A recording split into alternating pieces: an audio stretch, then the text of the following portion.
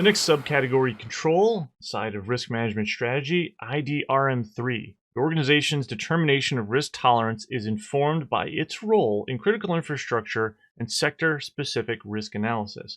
Now, NIST CSF obviously was geared towards those things within the DHS's critical infrastructure sectors, right?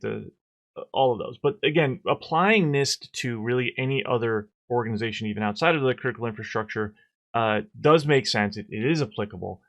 So there are some controls within the NIST CSF that don't specifically make sense for anything outside of that DHS designation.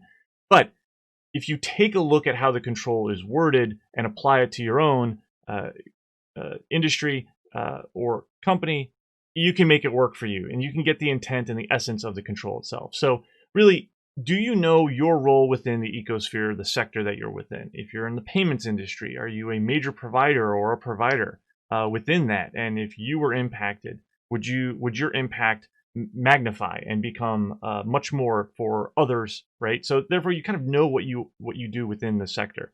For critical infrastructure specifically, this is important because you are providing a service to the rest of the country, rest of people, society as a whole. So there's a lot of dependence on you.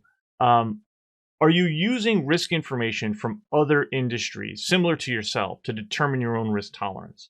Now, you shouldn't use this all the time to always determine how do I look? There's a lot of organizations out there that look at how do I look compared to my peers. That's a great indicator. Some folks only go off of that, not really advisable. You need to look at your own risk, but you can glean information from other organizations within your industry to then be able to determine the risk to yourself. So by doing this, you're basically taking outside information, outside intelligence to then help shape what your risk tolerance should be or is. And are you leading? Are you lagging within the industry? Are you somewhere in the middle? But obviously, don't take any comfort if you are somewhere in the middle and or leading the rest of your industry.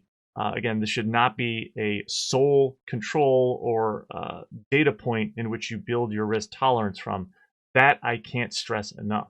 So looking inside of your own sector and critical infrastructure, outside of critical infrastructure, seeing what your peers are doing, talking to them, finding out what other things are going on. I realize they might be competition, but it could benefit both of you in the long run. So ID.RM-3, have you determine some level of your risk tolerance, and is it informed, not dictated, is it informed by your role within either infrastructure itself or just your role within the sector and how the other peers look?